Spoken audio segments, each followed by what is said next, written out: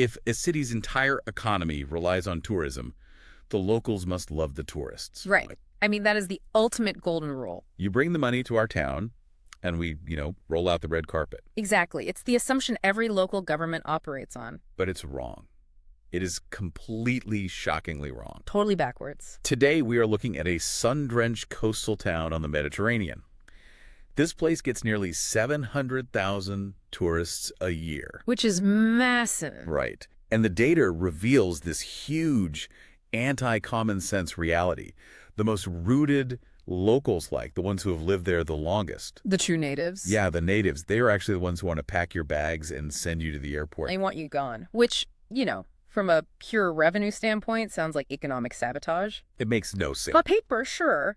But psychologically, it makes perfect sense when you start looking at the actual human cost. So to figure out what is really going on here, we're doing a deep dive into a really fascinating stack of research today. It's a groundbreaking empirical study. Yeah, published in an Elsevier journal. It's by Fernando Almeida Garcia and a team of researchers from the University of Malaga. And these guys aren't just geographers, they're social psychologists. Right. And their mission, and our mission today, is to uncover the psychological collapse of a mature tourist destination. We are looking for that exact tipping point. That moment where the golden egg of tourism turns into this crushing burden.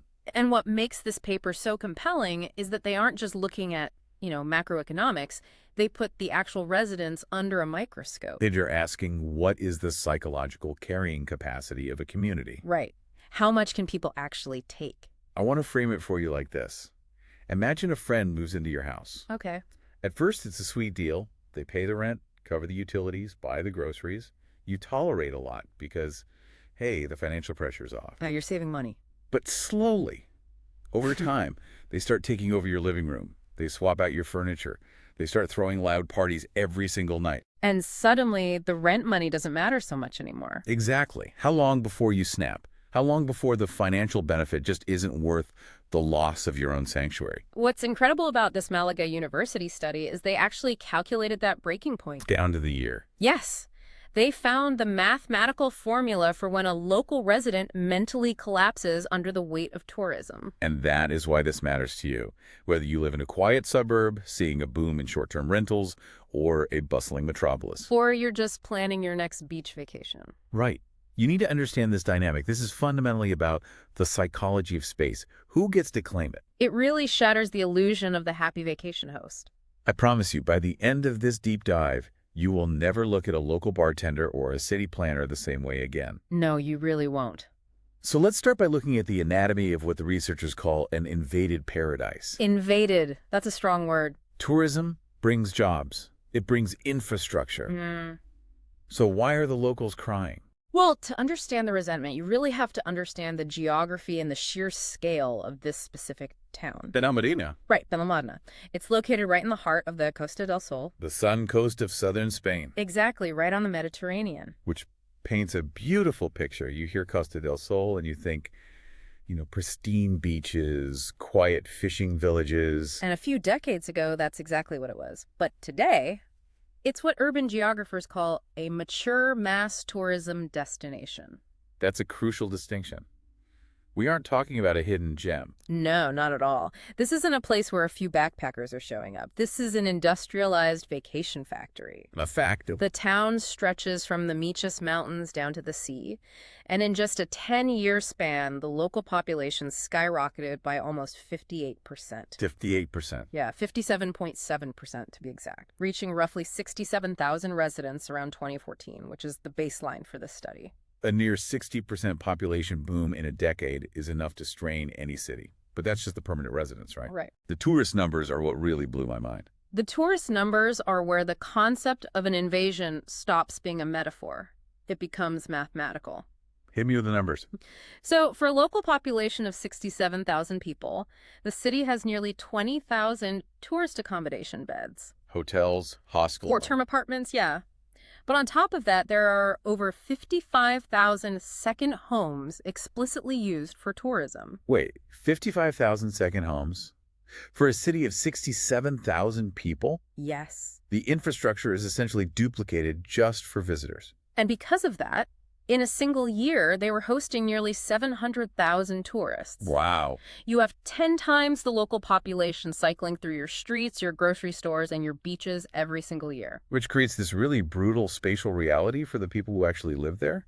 The study outlines how the city is geographically segregated. Like layers of a cake. Yeah, exactly. That's a very common development pattern in coastal resort towns. The city is built in horizontal strips parallel to the coastline. And I'm guessing we know who gets the best layers. Of course. The tourists occupied the prime real estate. The first and second strips right along the beach. The luxury resorts, the promenades. The high-end restaurants. And the locals, the people who actually keep the city running, Can't get pushed back. continuously pushed inland. They are relegated to the inner third and fourth strips, creeping up toward the mountains. So you had this situation where the locals are literally shoved to the back of their own city. While transient visitors get the beachfront. I have to wonder, when you are physically displaced like that, does the economic benefit actually outweigh the daily annoyance? That is the core conflict. The trade-offs are incredibly stark. Yes, there is a massive influx of capital, but that capital brings immense traffic congestion. Right. It brings staggering housing price spikes because residential apartments are converted into short-term rentals. The noise. Constant noise pollution. It doesn't stop until 4 in the morning. And just mountains of physical garbage that the sanitation department can't keep up with. Now, I know some people listening might be thinking, okay, sure, but isn't this just a vocal minority complaining? Every city has grumpy locals. Exactly. People who hate traffic. Yeah. But that's what makes this Malaga University study so important. They didn't just scrape angry Yelp reviews or interview a few frustrated people at a coffee shop. The methodology here is bulletproof. To really capture the psychology of the community, they spent an entire year doing a stratified random sampling of 770 residents. Could you break down what stratified random sampling actually means here? Why is that better than standing on a corner with a clipboard?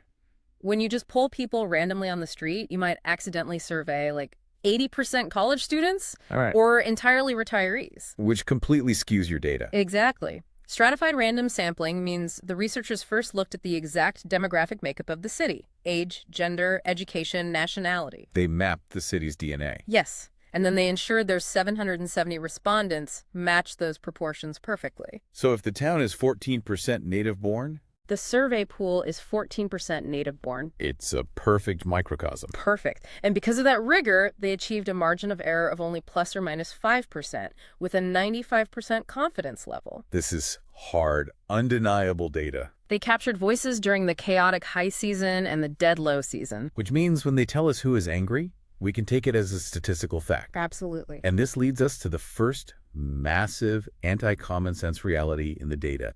Let's call this the education firewall. This finding is a real slap in the face to traditional urban planning assumptions. It really is. Yeah. If you're a city planner, you obviously want residents to support development. You want them to welcome the crowds. Right. So who is the most welcoming?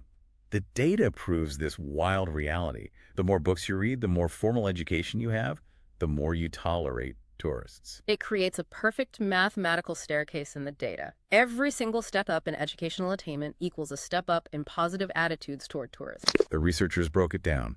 They asked residents to rate the impacts in 3 areas: economic, sociocultural, and environmental. And residents with a university-level education rated all 3 impacts significantly higher than those with no formal education. Significantly higher. But why? Are university grads just, more enlightened? Are they taking a more holistic view of global economics? No. No. It has absolutely nothing to do with enlightenment or being open-minded. It is entirely about economic survival and insulation. Insulation. Explain that. Highly educated residents are the ones landing the high-value, stable jobs within the ecosystem.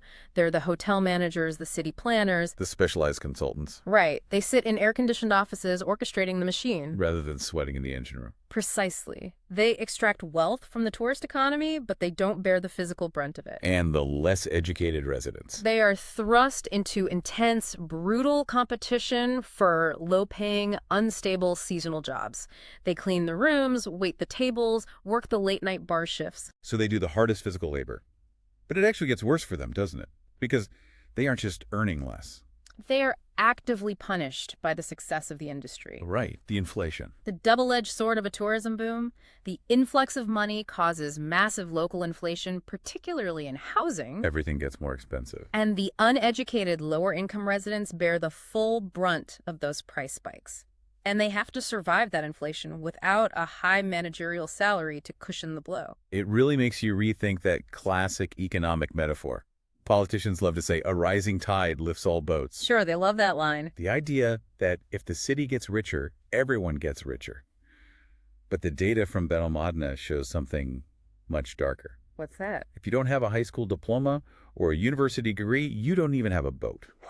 You're just treading water, trying not to drown, while the yachts full of university graduates float by. That is a very accurate way to visualize it. Education buys you a literal firewall against the negative impacts of mass tourism. It dictates your whole reality. If you are educated, the city is a playground of opportunity. If you aren't, it is a daily struggle for resources. Okay, so education is a major factor. But let's look at another variable that completely defied my expectations. Hometown pride. Yes. If you were born in a city, wouldn't you want to show it off? Mm-hmm. If tourism brings nicer roads and parks, Yeah. shouldn't the natives be the most supportive? You would think so. But the data reveals the exact opposite. We call this the bloodline trap. This is our second anti-common sense reality. For the true natives, the people whose families have been there for generations, development doesn't feel like progress. It feels like the murder of their childhood. The numbers are incredibly stark here. Natives, meaning people actually born within the city limits, have the absolute worst perceptions of tourism across every single category. They rate the environmental impact as terrible, the economic impact as flawed, and the cultural impact as destructive. And here's the mind-blowing statistic. Because of the massive population boom, only 14% of the current population are actually native-born. They have become a tiny, marginalized minority in their own ancestral home. Meanwhile, let's look at the foreigners. Foreign immigrants make up a massive 33.4% of the population. Mostly British retirees, Northern European expats. Remote workers who move for the sun. How do they feel about the tourism impacts? Oh, they absolutely love it. They give the city the highest scores across the board. The economy is great. The culture is vibrant. The environment is well managed. So you have the people who were born there hating it, Mm-hmm. the people who just arrived loving it. Exactly. How do the researchers explain this massive psychological gap? It comes down to the psychological trauma of rapid urban change, and specifically the concept of a baseline. A baseline. Imagine being a native. Your baseline for comparison is a quiet, pristine past. You remember when the beach was empty? You remember when everyone knew their neighbors? Right. And over a few decades, you have watched your rural traditional home be swallowed alive by concrete hotels, Neon signs. English pubs catering to tourists. It's a profound sense of alienation. You walk down the street you grew up on, and you don't recognize a single storefront. The menus aren't even in your native language anymore. The baseline for a native is nostalgia. They are actively grieving the loss of their home. But the foreigners, They have a completely different baseline. They didn't move to Benalmádena for the quiet fishing village of the 1970s. they moved there specifically for the current setup. Yes. They wanted the built-in infrastructure, the cheap cocktails, the reliable Wi-Fi. International community. They bought a ticket to a fully furnished theme park, and they are thrilled that the rides are working. But the natives are trapped in a space that was fundamentally redesigned for someone else's pleasure. Exactly. It is so tragic when you frame it like that. The natives are essentially grieving, but they can't even hold a funeral because the city is too busy throwing a party. That's a great way to put it, but the researchers found it's not strictly about where you were born. Right. It's also about time. How long you've had to endure the party. The ticking clock is the ultimate enemy of the tourist destination. This is where the study gets incredibly predictive. Let's move into the 10-year itch and the burnout curve. The data is so clear on this. It literally does not matter how much you love a city when you first arrive. You could be the most enthusiastic expat in the world. But if you stay for 10 years, you will almost certainly morph into a tourism hater. The researchers mapped a literal cliff drop in resident satisfaction based purely on time. Let's walk through that timeline. Okay. What happens when someone has lived there for less than 5 years? Pure euphoria. During those first few years, residents report high satisfaction across all categories. You love the beaches, the energy. You feel like you live in a paradise that everyone else only gets to visit for a week. It's the honeymoon phase. But what happens when we cross that 10-year threshold? Total attitude collapse. The data shows that residents who have lived there for over a decade have the most negative perceptions of the tourism model. Why is the drop-off so severe? What happened to the human brain after a decade in a resort town? Social psychologists call it the burnout effect. It is a form of chronic environmental fatigue.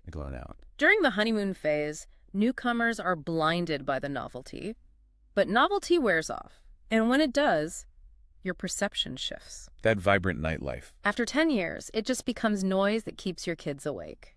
And the bustling, cosmopolitan crowds. They just become traffic that makes you 20 minutes late for work every single day. It totally makes sense. The economic benefits, like your house being worth more, are totally overshadowed. Because you have spent 10 straight years dealing with the physical realities of mass consumption. The garbage on the streets. The seasonal inflation, the overcrowded grocery stores. You are psychologically exhausted. You've reached your carrying capacity. We were talking about this earlier, and I called it the ultimate roommate effect. Right, the roommate effect. Think about getting a new roommate. Year one, their little quirks are cute. Leaving their shoes by the door is endearing. But by year 10... the exact way they chew their food makes you want to scream. Your tolerance is depleted. It's an apt analogy. Except here, the annoying roommate isn't one person. No. It's an endless, rotating horde of 700,000 strangers who have no personal investment in the upkeep of your shared home. You never, ever get a moment of peace to reset your tolerance levels. Never. So we know time wears down everyone's patience. But I want to pivot to how this burnout affects different age groups.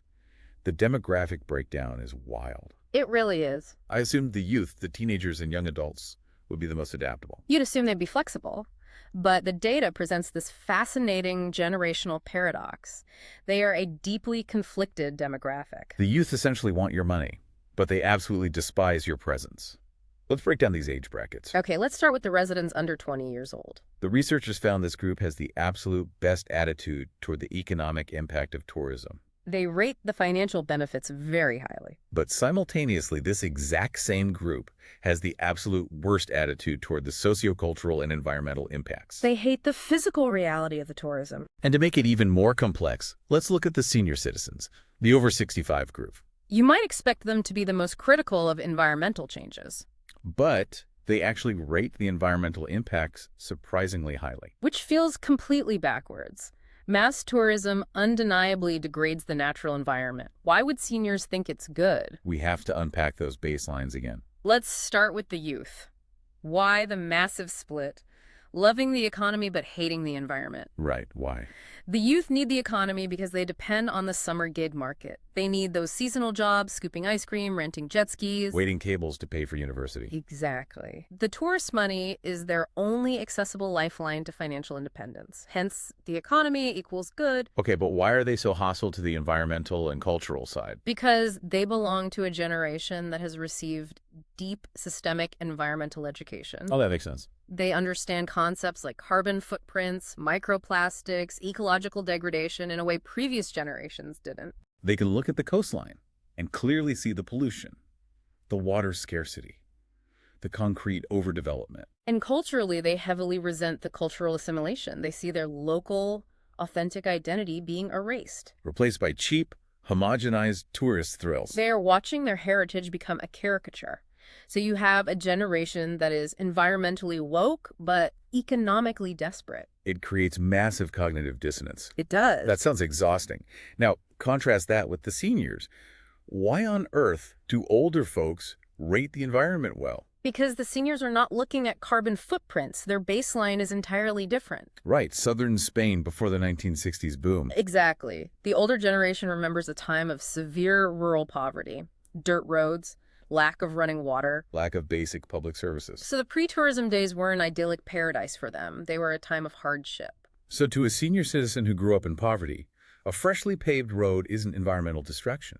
It is a miracle of progress. A tourist-funded public park with modern landscaping is a massive improvement over an empty, dusty field. They equate concrete and development with survival and modernity. Their definition of environment is fundamentally about built infrastructure. The teenager's definition is about natural ecology. That is such a crucial nuance. It shows how the exact same street can mean two completely different things depending on when you were born. Absolutely. And what about the people caught in the middle? The 45 to 64 age bracket. The middle-aged group flips the youth paradigm entirely. They rate the economy the worst, but they are relatively content with the cultural aspects. Wait, why do they hate the economy? The youth loved the gig jobs. Because a 50-year-old cannot survive on a 3-month seasonal gig making mojitos on the beach. Right. They have mortgages. Children to feed year-round. They need stable, 12-month careers in diverse industries, factories, corporate offices, tech, healthcare. But mass tourism operates like a monocrop.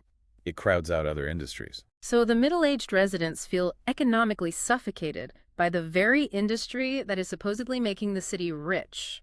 If you are a city planner, this is a nightmare. The kids are angry about the environment. The middle-aged parents are angry about the lack of real jobs. The natives are grieving their past. How does a local government even begin to pacify a population that is this fractured? Usually, they don't try to solve the root structural issues. Instead, they look for a psychological hack. A magic bullet to buy goodwill. Yes. And this brings us to what I think is the most cynical but brilliant finding in the entire study. Let's call this the ecological gambit.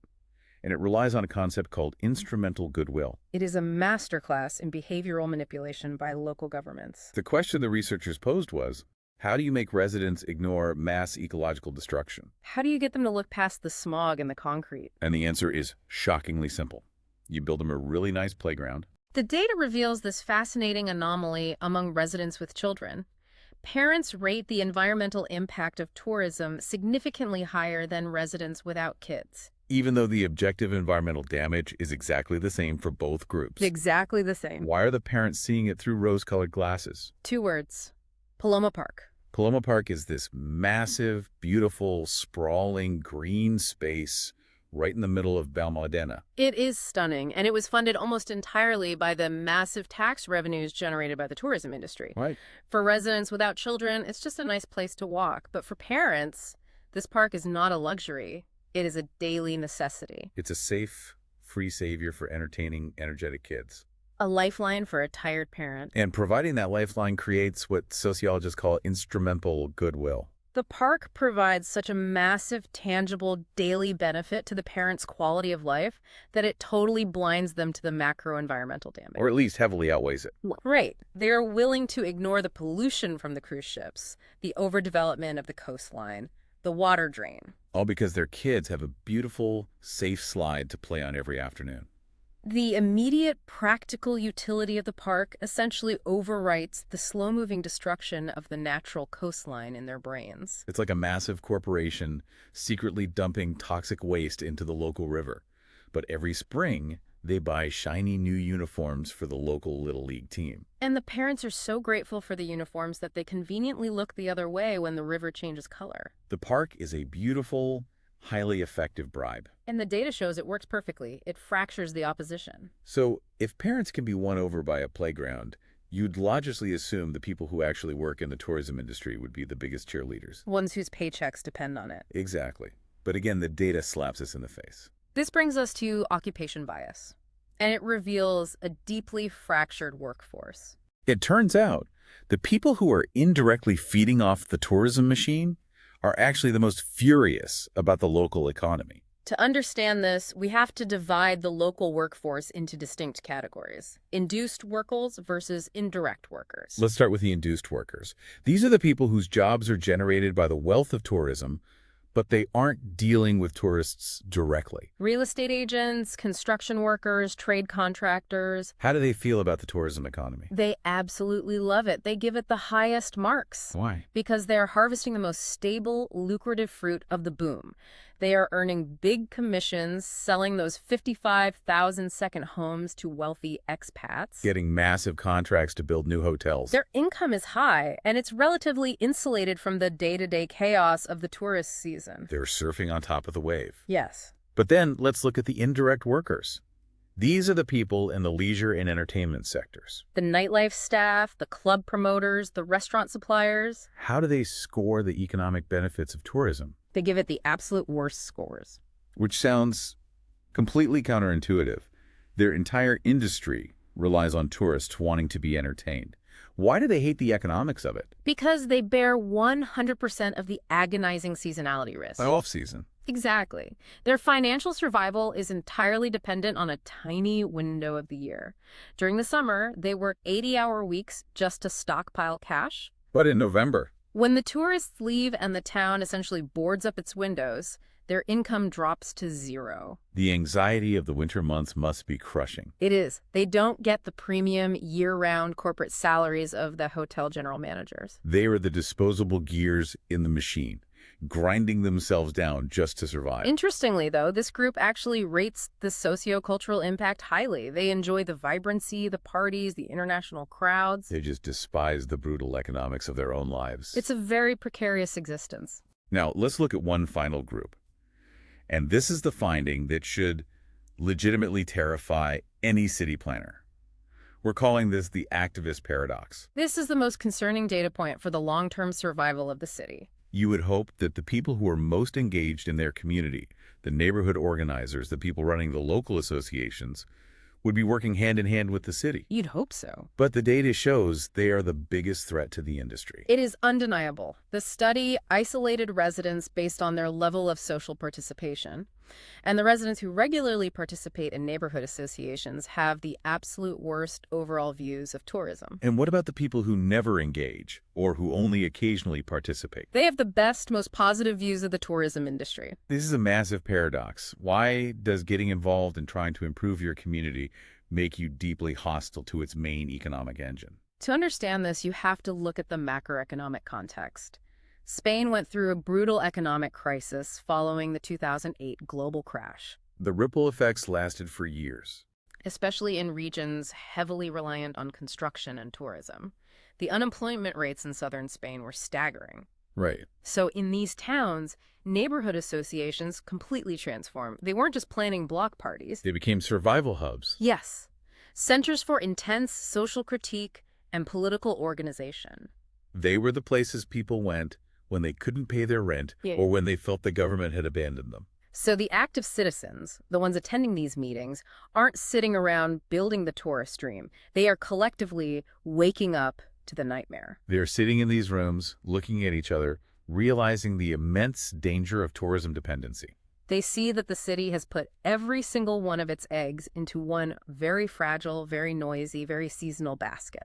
And when a global recession hits, or a pandemic, that basket shatters, and the locals are left with nothing. They view mass tourism not as a beneficial partnership, but as an extractive industry, like a mining town views a coal company. It comes in, extracts the value from the land and the cheap labor, and exports the profits elsewhere. Exactly. That is a chilling comparison.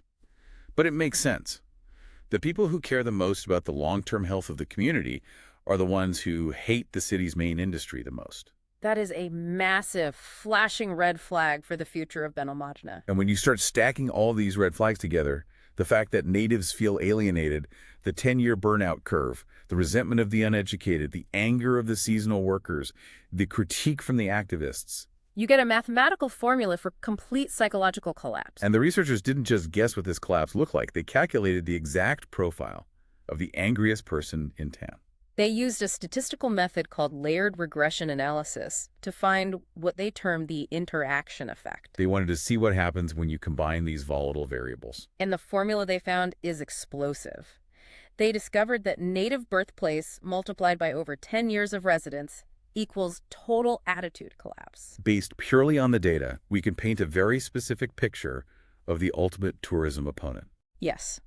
It is a locally born resident who lacks a university education and who has lived in the thick of the tourism zone for over a decade. That specific demographic isn't just annoyed. They are a powder keg. They have the deep nostalgia of the native, combined with the economic vulnerability of the uneducated, compounded by the sheer chronological exhaustion of the 10-year burnout. They are trapped, they are poor, and they are tired. And the most important thing to realize is that this formula is not unique to Benalmádena. This exact same psychological collapse is playing out in tourist traps all over the globe. We need to zoom out. This isn't just a Spanish problem. This is a structural crisis inherent to the travel industry itself. And to explain how this happens everywhere, I want you to introduce a concept that blew my mind when I read the background material. Doxy's Iridex model. It's a foundational concept in the sociology of tourism developed by George Doxy in the 1970s. Iridex is short for the Index of Tourist Irritation. The Index of Tourist Irritation. It proposes that every single tourist destination on Earth goes through a predictable, almost inevitable life cycle of local emotion. It's like watching a tragedy unfold in slow motion. Let's walk through the 4 stages. Stage 1 is euphoria. This happens when a destination is first discovered. The locals are thrilled. A few backpackers show up, they bring new money, they're respectful, and the town feels alive with fresh energy. The economic benefits far outweigh the minor inconveniences. But then word gets out. The travel bloggers post about it, the airlines add direct flights, and the town enters stage 2. Apathy. Apathy. At this point, tourism has become an industry. The locals are used to it. The tourists are no longer seen as fascinating guests. They're just part of the background noise. They're units of revenue. You don't wave at them anymore. You just take their money. Which leads directly to stage 3, irritation. This is where the sheer volume of visitors starts to break the system. The infrastructure groans under the weight. The traffic is unbearable. The grocery stores are empty. Prices skyrocket. The locals realize they are actively losing their quality of life. And if the government doesn't intervene, you hit the final fatal stage. Stage 4, antagonism. This is open public hostility. This is where the psychological burnout manifests physically. You start seeing tourists go home spray painted on historical monuments. You see protests blocking the cruise ship ports. Yeah. Slashed rental car tires. Based on the data we've looked at today, where exactly does Benalmádena sit on Doxy's scale? The researchers conclude that Benalmádena is hovering dangerously right on the edge, trapped between severe irritation and early antagonism. The psychological burnout is entirely complete for the long-term native locals. It is only a matter of time before the quiet resentment becomes loud opposition. And we are seeing this exact life cycle play out everywhere. Think about the mature destinations of the world: Florida, Hawaii, Cyprus, Bali. Think about Venice, Italy, where the locals have literally protested to ban cruise ships from the canals. Or Barcelona, where activists have sprayed water at tourists eating at cafes. The Iridex life cycle is almost undefeated. It is a chilling timeline to think about. It implies that every time we discover a beautiful hidden gem on our vacation, we are essentially planting a ticking time bomb. Our very presence starts a countdown to local resentment. We are slowly destroying the things we love simply by visiting them. It is the ultimate tragic paradox of modern travel. The more appealing a place is, the faster it consumes itself. So I have to ask, is it hopeless? Are we doomed to just consume every beautiful coastal town on Earth until the locals eventually revolt? Or is there a way to diffuse the bomb before we hit that stage of antagonism? It is not entirely hopeless, but it requires a radical shift in how cities are managed. The researchers from the University of Malaga didn't just diagnose the disease. They offered specific, policy-driven solutions to save the community spirit. How do you stop residents from hating tourists? What is the antidote to the burnout?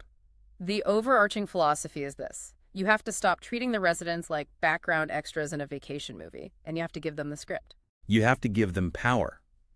Let's look at their 3 specific solutions. Solution 1, empowerment and participation. What does that actually look like on a city council level? It means bringing the locals into the actual urban planning process with real teeth. Right now, a foreign developer can buy a block and build a mega hotel, and the locals just have to deal with the shadows and the traffic. Empowerment means giving the neighborhood associations veto power. If a new development threatens their quality of life, they should have the legal mechanism to stop it. It decreases their feeling of being invaded by giving them sovereignty over their own space. It changes the dynamic from things happening to us to things happening with us. Okay, solution 2, human capital investment. Remember the education firewall we discussed earlier? We know that the higher the education, the more insulated a resident is from the negative impacts, and the better their attitude. So the city needs to aggressively educate its own people. Exactly. Instead of just spending tax dollars on advertising to bring in more tourists, the city must heavily invest in local universities and vocational training. They need to ensure that the native population is equipped to claim the high-paying management jobs. The urban planning roles, the tech jobs within the industry. You cannot relegate your own citizens to permanently cleaning the hotel rooms of wealthy foreigners.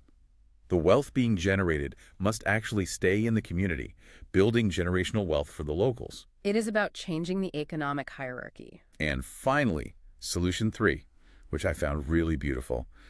The native day concept. This directly addresses the bloodline trap and the grief of the native population. The city needs to actively reclaim local culture. They suggest creating festivals, public spaces, and specific days of the year that are purely for the heritage of the locals. Untouched by the tourist days. Yes, events where the menus aren't translated into English, where there are no cheap, imported souvenirs, just pure, authentic cultural pride designed exclusively for the people who live there. It is about reminding the locals that the city still belongs to them, not just to the people buying tickets. Because fixing this resentment isn't about just sending locals a stimulus check at the end of the year. It's about restoring their dignity and their power.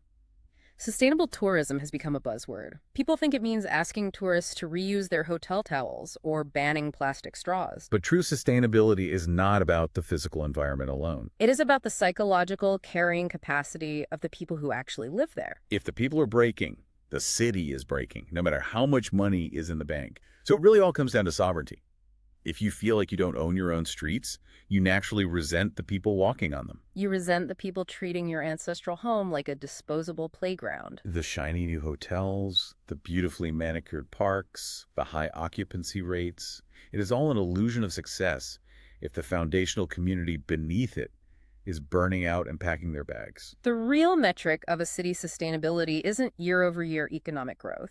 It is whether a resident can endure living in their own hometown for more than a decade without hating their life. That is the only metric that truly measures the health of a community. So next time you book a trip to a beautiful, bustling coastal resort or a historic European capital, I want you to look around. Look at the person pouring your coffee. Look at the local driver stuck in traffic next to your cab. Ask yourself, are we helping to build their city, or are we just consuming it? And more importantly, what is happening to the soul of your own hometown while you aren't looking?